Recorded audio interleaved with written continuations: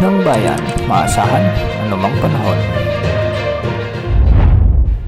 Magandang oras po sa ating lahat. Narito na ang update sa lagay ng ating panahon at sa binabantayan nating si Bagyong Leon.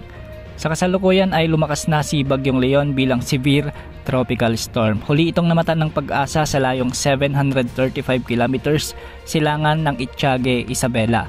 Taglay na nito ngayon ang lakas ng hangin na umaabot sa 100 kilometers per hour malapit sa gitna at pagbugsong umaabot sa 125 kilometers per hour. Sa ngayon kumikilos ito ng west-northwest sa bilis na 15 kilometers per hour.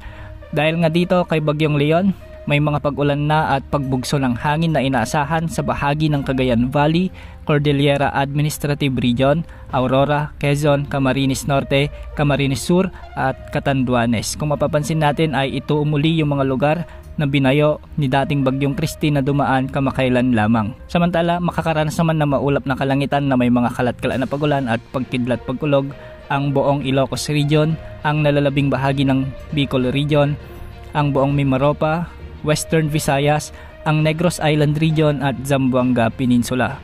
Dulot naman ito ng trough o yung buntot ni Severe Tropical Storm Leon. Samantala sa Metro Manila at nalalabing bahagi ng bansa ay makakaranas naman ng bahagyang maulap na kalangitan na minsan ay may mga isolated rain showers or thunderstorms. Ito ay hindi pa naman dulot ni Bagyong Leon kundi mga localized thunderstorms. At dahil nga sa patuloy na paglapit ni Bagyong Leon sa silangang bahagi ng ating bansa, sa ngayon ay nakataas na ang Tropical Cyclone Wind Signal number 1 sa bahagi ng Batanes, Cagayan kasama na ang Babuyan Islands sa may Isabela, Quirino, Nueva Vizcaya, Apayao, Kalinga, Abra, Mountain Province, Ifugao, ang northern portion ng Benguet, Ilocos Norte, Ilocos Sur, La Union, Aurora, ang northern portion ng Quezon kasama na ang Polillo Islands.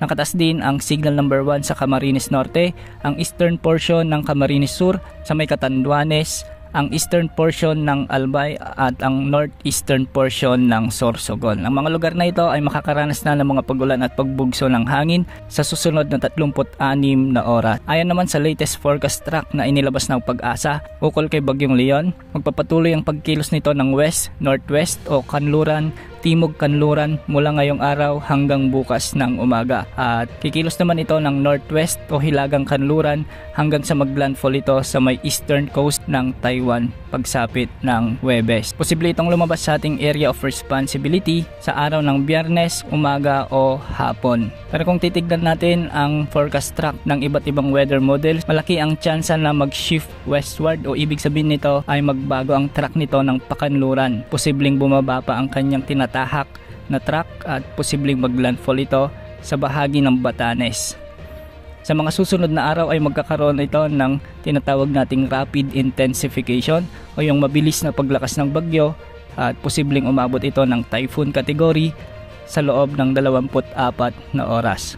At dahil nga sa maganda o favorable ang kalagayan ng mga karagatang dadaanan ng bagyo, hindi rin inaalis ang posibilidad na umabot ito sa super typhoon category bago maglandfall o bago lumapit sa bahagi ng Batanes Island. Sa mga lugar na posibleng maapektuhan ng bagyong ito, maging alerto at pinag-iingat na po natin dahil medyo malakas ang bagyong ito.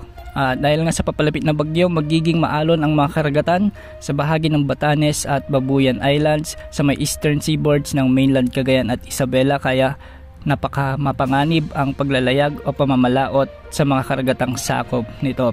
Yan ang update sa lagay ng panahon. Ito pang weather update ng bayan, maasahan anumang panahon.